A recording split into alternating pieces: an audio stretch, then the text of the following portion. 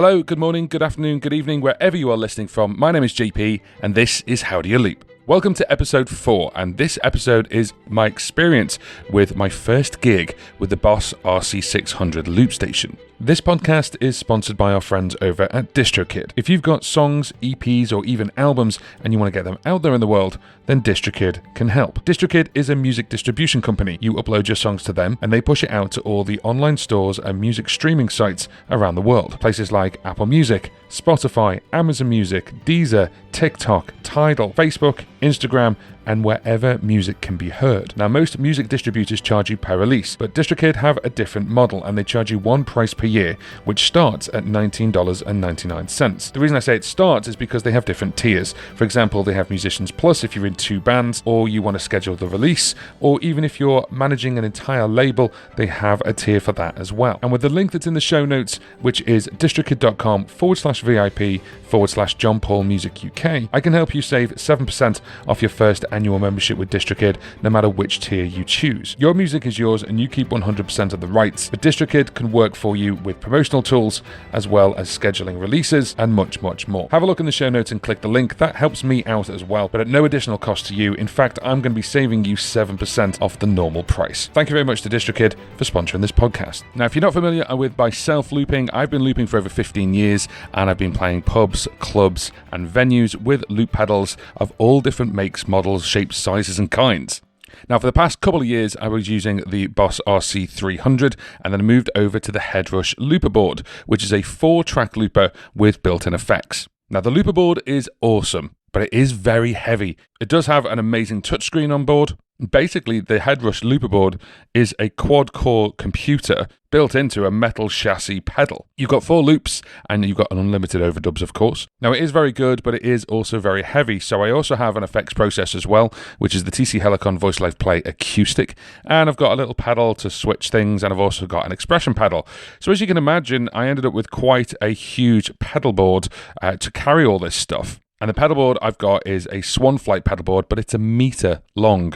It's a meter long, heavy, aluminium, full hardback case pedal board that you could go touring with. Now, carrying that to a local open mic night looks ridiculous, and also carrying it even just to a local bar where I'm playing covers for 2 or 3 hours, also, it's quite a big piece of kit. Now, at the end of 2021, Boss announced the RC-600 loop station, and I've been very fortunate to have one quite early on. It's got 6 tracks.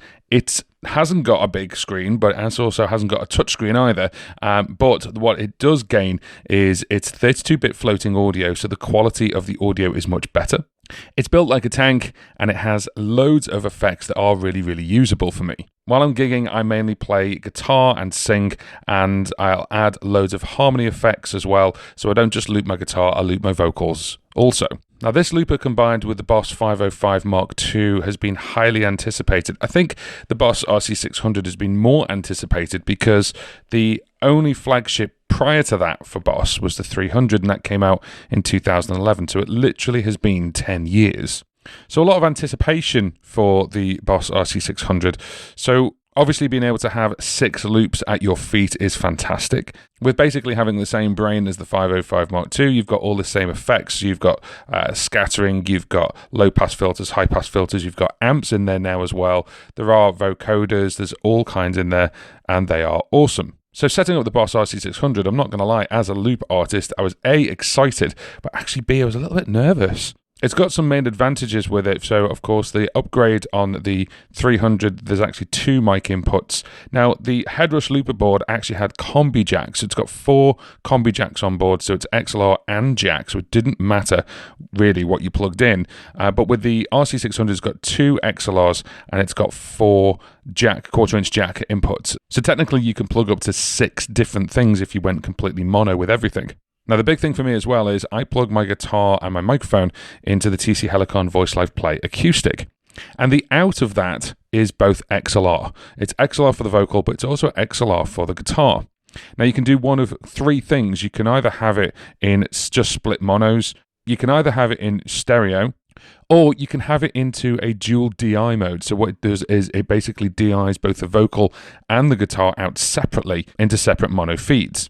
So I've got a cable that's XLR to jack for the guitar, but actually what I've done with the Boss RC-600 is I've plugged the guitar into microphone input number 2.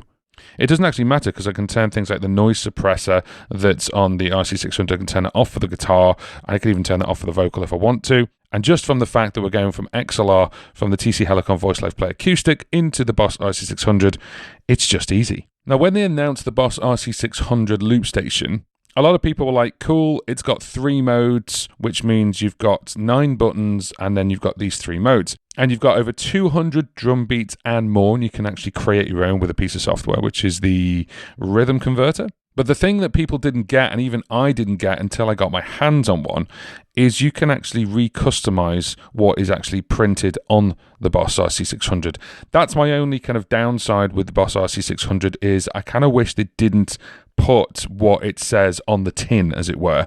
So it actually says, if you look at the Boss RC-600, it's like track 1, 2, 3, and then you press a track select button and that goes to 4, 5, 6, and then you hold the track select button down and it goes to effects, and you've got track effects and input effects. Now there's actually more than it says on the tin, and you can obviously rearrange that. And I've already seen people on Facebook groups and forums, even like putting stickers on or putting little magnets on or just rewriting what's on the board for what they want. And that's fine, but what people didn't then realize is that you can actually do all of this per memory. What that means is it's got 99 memories, and you could save completely different pedal combinations per memory if you wanted to. Or you could do it per system, which means that every button combination is the same per memory.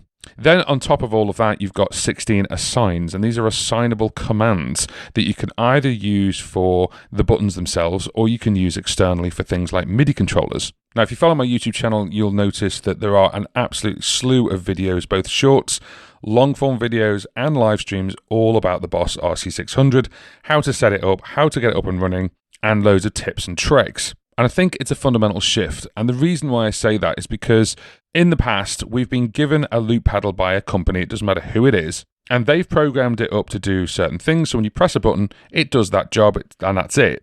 This time round, though, it's almost like the buttons are blank, and it's up to you what you do with those buttons. Now, even the Headrush looper board started to do that, and they changed it so on the top row you could actually have effects as opposed to being the stop clear buttons.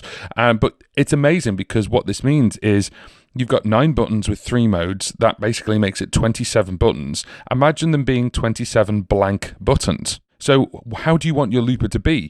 Do you want the 3 loops on the first mode and then the other 3 loops on the second mode? Or do you want all 6 loops on the first mode, a load of effects on the second mode, and a load of controls, assigns on the third mode? Do you want an assign as the same button as an effect?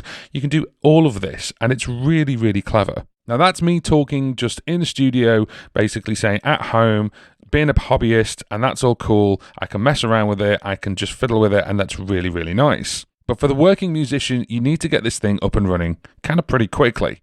And also you need to decide pretty quickly how you're going to be doing it, because also there's another thing which we've not talked about, which is muscle memory. If you're 2 or 3 hours into a gig and you press the wrong button because you thought it was in the wrong place, that could spell disaster for that song, or it could ruin your performance. So I do want to have all the settings per memory so I can do different things at different times. But for live gigging and actually playing live, just for the first gig, what I did was I set up a patch which was called 001. It was the first memory. And I set it up pretty much so I could play every song with that memory. It's probably a little bit more work. I could actually set different things up for each song and it'd be a lot easier. But also I do like to chop and change the set list depending on, I feed a lot off the audience. So if the audience are rocking, then let's play more, dancey tunes to get them up and dancing. If they're not feeling it, let's switch it up. If they're obviously it's chilled out, let's tone it down.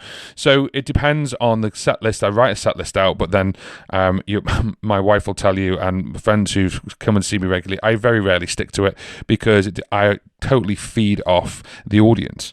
So I need a patch or a memory that basically can fit all and suit most songs. So I've got it down that memory 1 is my kind of play all, play any gig patch. I do have on memory 2 a single mode where it basically means that you can play like a verse, then a chorus, then a bridge. But what I've done, which I explained in one of my videos, is that the first 2 buttons are actually loop 1 and 2. They're in multi-mode.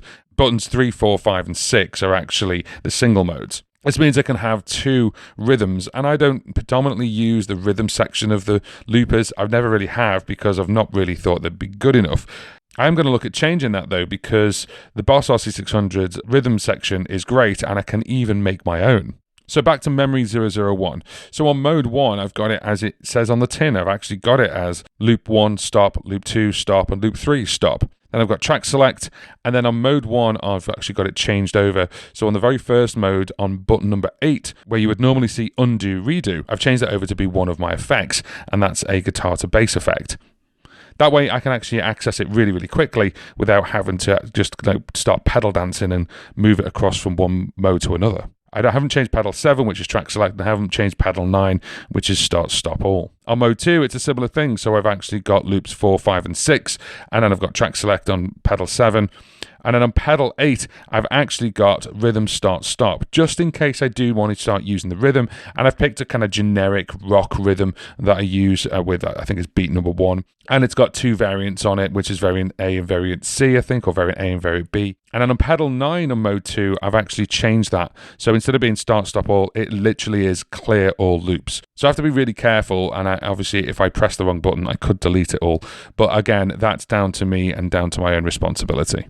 Now, the new thing with the Boss RC-600 is actually memorizing colors. So I had to think about the colors because the colors determine which mode you're on. So if you have a look at pedal number 7, if you're looking at one maybe on the internet or if you've got one, then track select on mode 1 is white, and then it goes to red, and then it goes to blue. So white is mode 1, red is mode 2, and blue is mode 3. And I've had to try and memorize that and ingrain that into my brain. So as you glance down whilst you're got half a second to try and figure something out, you know exactly which mode you're on, and it's a good reference.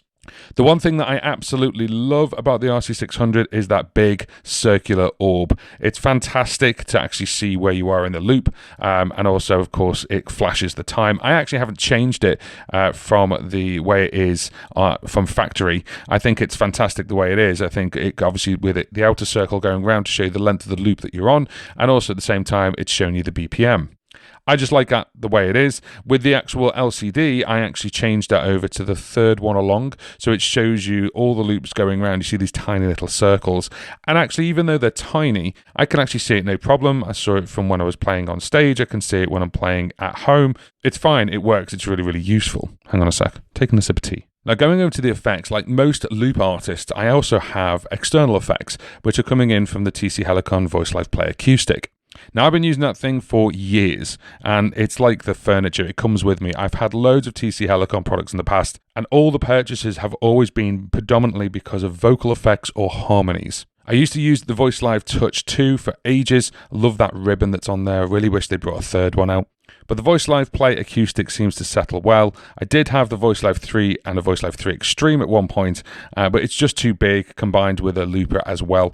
So the Voice Live Play Acoustic has sort of 2 voices for harmony, and that's enough for me. So I think I've got around about 14 different effects that I use in a gig with the Voice Live Play Acoustic, like throughout all the different songs. So I've got radio effects, I've got bass effects, I've got high note effects, I've got flange effects, I've got a really long reverb, which is cool because it sounds like you're in a church and you're creating like a choir. And most importantly, of course, there's harmony effects. Now, the RC-600 does have harmony effects, but you need to use either MIDI or you need to set the key. The one with the TC Helicon is like the Boss VE500. You plug your guitar in, you play the chord, it recognizes the chord, and then it adjusts the harmony accordingly. Accordingly. Pun not intended, but that was quite nice. So it's always going to be that I'm not going to just plug directly into the RC600. I'm going to plug into my effects first, and then that's going to go into the 600. Now, that means that all those effects are kind of coming in almost like input effects. They're not effects that I can take off later. They're going to be burnt into the recording, and they are permanent. But on top of that, there are some amazing effects on the RC600, and there may be potentially 1 or 2 effects that I could use on the 600 that I don't have to use on the TC Helicon. I would like to just use the 600, but there was 1 or 2 effects that you just can't get. But apart from all the other effects, the big one for me is the auto harmony detection. So I did change the input effects. Now, there are 4 banks of input effects. So technically you could build up 16 in a memory and then move up and down banks. But I only use 4 for now. I may use more later on. I probably will use more later on. But I need to find a way to actually navigate through them quickly. So the way I wanted it, I set it up so effect number 1 is a low pass filter, and that's actually going through both the guitar and for the vocal. I've set it that way, so if I want to create something a bit funky, I've done stuff before. If you have a look at the YouTube channel, I actually did a different one where I used, for Mad World Tears for Fears cover, I actually used the kazoo with the low pass filter, which is quite unique, but you can use it for a couple of different things. It's quite nice to put a little bed down for it going wah wah wah wah. It sounds a little bit like a wah, but it's a little bit lower in the range as well, so it doesn't mess with any kind of vocal harmonies, or it doesn't mess with any ranges either. Input effect number 2 is actually guitar to bass, and I'm still tweaking this at the moment. It's okay, it's quite loud, it's quite muddy, so I want to be able to tweak it so it sounds a little bit more human. And when I say human, it's because I actually use guitar to bass on my vocals. I don't play a bass line with my acoustic guitar, I actually sing it, and I prefer that because you get a little bit more of a different tone. It's just the way I do it. I've always done it that way, and also it means that I can play or sing a bass line really, really quickly. Now, input effect number 3 is a brand new one for me, which is a slicer. So as I'm actually singing, it goes da da da da da da da, and it cuts up my vocals or cuts up the guitar. I'm finding it real fun, and I really, really enjoy it. Certainly when I create a harmony, or if I've got like a 3-part harmony, you can actually have it cutting in. And I'm going to bring it a little bit further down in the mix. I'm actually going to reduce the volume of it a little bit, because when I played it live, it was a little bit loud. But it's fantastic. It's real good fun, and people are like, oh, that sounds like a human, but it sounds robotic. It sounds different, and it's cool. I quite like that. And then the 4th input effect I decided on was a large reverb, and that is one that I am actually probably going to replace on the TC Helicon, so I don't use the TC Helicon for the large reverb anymore. I've got it on the RC-600. Track effects obviously affect the track, and of course you can turn them on and off, and it will affect the track afterwards, so it doesn't actually burn in. So on track effect 1, I've actually got a beat repeater, which again, a little bit of fun. It can only be used on certain tracks, depends on what you're playing. Good for things like Daft Punk, good for things like electronic music, or good for things like even Ed Sheeran songs, just to mess it up a bit and just mess with the audience a little bit, mess with their brains a little bit. On track effects number 2, I've actually got a reverse, and again, it's just something that you can mess with, just something, obviously, it's a little bit like DJing, a little bit like a DJ effect on like GarageBand or something. You know, it's just something to add on that you can reverse stuff. Of course, you could play a track and reverse it, and you could assign it to a specific track. I've got it obviously assigned to all, just to really mess with stuff. I could even do it where it's not having it on track number 1 or loop number 1, and then but it's messing everything else. The reason I would do that is because loop number 1 for me predominantly is drums. It's always some kind of beat or drums, so therefore I could keep the drums going, and then everything else could be reversed, for example. Or I could reverse the drums, you never know. The 3rd track effects is a flange, and it really, really sweeps the EQ range, which is nice, but it can get quite loud. So again, I'm just going to have to pull that back in the mix. And then the 4th track effect, similar to the 4th input effect, is a reverb, but it's actually a reverse reverb. Really cool for a Phil Collins song if you want to hear a reverse drum beat, but really, really useful as well. Again, you could assign that to a track, but I've actually got it assigned to all tracks. The last part is how I output. So for this gig that I did, it was just a stereo output. I just went basically main out, left and right. I didn't do any routing whatsoever. And then the only other thing I did as well is I've got the Boss FS7 pedal, which is a 2-step pedal basically that you can plug into the back. All that was doing was, just for this one gig, I assigned that so it would go memory up and memory down. So when I finished, I could actually go memory up if I wanted to go to a different memory, or if I just wanted to really quickly erase something, to do the old trick on Boss pedals where you go memory up, memory down, and you go back to the same memory and it's wiped it out. The last thing plugged in was the expression pedal, and the expression pedal, I've said before in a lot of my videos, where I have assigned it to the volume of the loops only. So it's not assigned to the volume of my guitar or any inputs. It's only assigned to the volume of the loops. And also it's assigned to a maximum volume of 95%. So all the loops are assigned to 95%. They're not assigned to 100 or above, because that way the loops are never louder than myself. And that's really useful for cutting through. Certainly if you've got loads of overdubs and you have got 6 harmonies or something going, they're still lower than your main vocal. So if you then want to cut above, it's really, really handy for that as well. So the output going out to my Mackie Reach speaker. It's a discontinued speaker now, but it's a lovely speaker. I love it. I think it's good. It's a single speaker, so I don't have to carry two speakers around, but it gives a really nice throw. And it's great for sort of like small pubs or medium-sized places. Obviously, anywhere larger, I'd be getting more gear. But for like local pubs, local bars, a cafe, somewhere like that, this speaker is more than enough capable of delivering enough power. And for those of you who are familiar enough with what I do, or for not, I actually play with two guitars. One is normal tuned and the other one is in DADGAD. So with everything on the pedal board, which again is a meter-long pedal board, I did use the same pedal board, but it was a little bit lighter because obviously the RC-600 is lighter, way lighter than the Headrush looper board. We set off and we went over to our local pub where I was playing on Friday night. It was the day after St. Patrick's, so I didn't have to play any Irish tunes, which I didn't know. So that was really, really handy. And we set up and that was all good. Of course, you've got the normal sort of pub crowd on a Friday night, which is always fun. And in that kind of environment, I'm playing predominantly covers. I'll drop my own song in just for fun, but I'm predominantly playing covers in that gig. And I'm, playing in the corner of the pub, but actually I'm the kind of person that I don't want to just be quiet in the corner. I want people to actually watch me. And you are the main source of entertainment for that kind of venue. So I do crank the PA up a little bit, and obviously you get people dancing, which is always good. And once we were all set up and the pedal itself was actually rocking away, it was actually flawless. Now, there's a little caveat with that, and one of the reasons I think it was flawless is because there's a setting on the RC-600 which is called quantize. Now, it's off by standard, and it's just buried in the menus. So I always encourage people just to turn quantize off. Even if you're doing loop sync or loop sync on, loop sync off, just turn quantize on, and it'll quantize it to the nearest measure. What that also means is, as well, if you have loop sync off and you have quantize off and you don't hit the button exactly right, it'll start shifting out of phase. So you'll actually have loops kind of going out of phase with each other. But the gig went kind of really, really well. The only mistakes that happened were basically human error. One thing I found is when I had the bass right next door to the start-stop, I've got little pedal toppers on the buttons to give me more scope for hitting the button. And twice, I think, in the gig, I hit the start-stop for a second and then hit it again to bring everything back in for the chorus. And then at the same time, I hit the bass. But it was a split second. And the thing is, because it's a effect that obviously it was only affecting the input, all the normal loops sounded fine. It was just basically I'd sing and then you suddenly get me an octave lower for a split second. And I'd be like, oh, and I have to turn that off again. So that was fine, and it all went okay. The quality of the audio, though, in a pub sounded fantastic because it's 32-bit floating, and also that's really important when you do overdubs as well.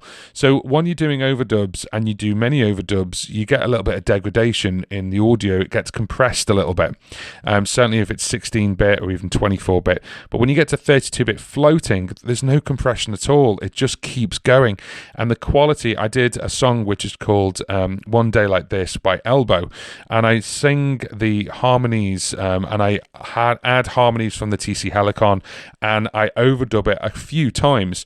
So you end up with something like 12 voices, all singing the chorus, the end part of it, and all in different harmonies, and it sounded fantastic. I had people swaying their hands because it's a great song to sing to, and it's kind of well known in the UK, and it just sounded fabulous. So I'm really, really happy with the audio quality. There's no complaints there at all, and I think 32-bit floating is going to change the game for a lot of people. The other thing as well in that gig is obviously where you position your board. Now, of course, I always put the looper right straight center, and I've only got really one other pedal to play with, which is the TC Helicon, and then I've got the expression pedal to my right as I look at it. So also I use it with my right foot.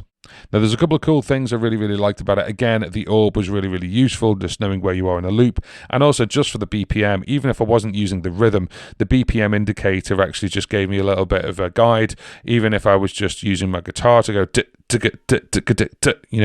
it would pick up kind of like the sense of the beat, which is fantastic. And I do have loop sync on, I do have quantize on, so that really, really helps. You can press the button just before the beat or just after the beat, and it kind of shifts it in so it knows that you mean it, the bar one, beat one here. So that thing really, really helps me, and it really, really helps when you're playing live. So I'm only using one memory, so of course I'm not using multiple memories, I'm not using backing tracks, and I'm not using the rhythm section of the RC-600 either. Apart from the effects, I'm pretty much using it like an RC-300. I've kind of gone back to that way of using it. But the RC-600 for me is a little bit like an open book. It's also in its first iteration of its software. And I know there's a couple of people who've been having some issues with timings, and also there are one or two bugs. So there is a bug that's being addressed by Boss directly, which is when you're in single mode, you use track 2 and 3, and it kind of adds a bar, and that should, by the time this recording comes out, be fixed, because they've already announced the firmware update, and they've said that that is one of the things they're addressing. One of the things that's coming in the firmware update is actually bringing back the old effects of the Boss RC-300, which I thought was quite nice. Let's just see what they're like with 32-bit floating. It'd be quite nice to see if you can get more control out of them. The other effect I really want to tweak and get right is the guitar to bass. Now, the guitar to bass on a guitar can sound a little bit warbly, if I'm honest, depending on what guitar you're using and also depending on what strings you're using. I think if you're using an electronic guitar, you get a little bit of a better sound, but for an acoustic guitar, of course, it depends also the tuning, the strings, but you kind of get a little bit of a warbly sound, and I just want to make sure I can tweak that and get a good bass sound. Now, I'm going to be using my voice predominantly, because the sound that I've got on the TC Helicon is pretty dialed in and is lovingly called Barry White, so it sounds like a deep speaking voice as opposed to a guitar bass. But what does the future of the Boss RC-600 look like? Well, it looks pretty bright at the moment. We're still in version 1 of the software, and of course that is being sort of ironed out, and people are requesting a couple of things. My main request would be auto harmony control. So you plug in the guitar, you play a G, it knows it's a G, and then it auto harmony corrects it. Just like the Boss VE500 or the TC Helicon Voice Live Play Acoustic, or any of the TC Helicons that have that kind of harmony feature. I think that'll be a massive win to integrate the VE500 settings into the RC-600. You'll have a lot of happy customers if they do that. Boss, if you're listening, please do that. That'd be really good. And then the other thing for me is expanding upon the effects themselves. So you've got 4 banks of effects. I'm only using bank 1, and I need to look at using banks 2, 3, and 4. Finally, the other thing I want to dive into is using more of the rhythm section and being able to be confident in that. And I found a way to actually change the variation depending on what you're doing. So if you're in single mode, you're on a verse, you could have one variation, and then by using one of the assigns, you can assign it so then when you're in the chorus, it changes over to a different variation. So instead of having to pedal dance and press a different button to change the variation manually, you could just press the next section of the song and it does it automatically with a nice little fill in as well, which is cool. Like most of you, my journey with the RC-600 has only just begun, and I'll be reporting back later in the year to let you know how it's going. So on this podcast, which is How Do You Loop, we're going to be talking predominantly about loopers. So we've had a couple of interviews from some people. We're going to be doing some more interviews that are coming. And of course, I'm going to be talking to you more casually about my experiences with loopers, whether that's tabletop loopers, floor-based loopers, or loopers that you have on an iPad, whether that's Loopy HD, whether it's Quantaloop, whether it's Group the Loop, whether it's looping with Ableton, and lots more to come. As most podcasters would say, if you have found the content of this podcast useful, I normally say video, so that's really fluxed me. So let's try that again, shall we? If you are finding value from this podcast, then please give it a review. Giving it a review on things like Apple Podcasts really boosts it and also sends it out to more people as well, or recommends it to more people who might find it interesting. Consider subscribing to the podcast, and then you'll know when the next episode goes live. And if you haven't already, have a look at my YouTube channel, which is John Paul Music UK, for loads of tips and tricks on looping and live streaming as well. And don't forget to check out DistroKid and click the link that's in the show notes to save yourself 7% off your first annual membership with them if you're looking to release any music this year. Thank you very much for listening to me. Carry on creating, carry on looping. And if you want to have a listen to some of the previous episodes, there's some fantastic interviews, including David Shannon, Ben Rowlands, and Mr. Carl Wachner. Join us next time for another episode on How Do You Loop?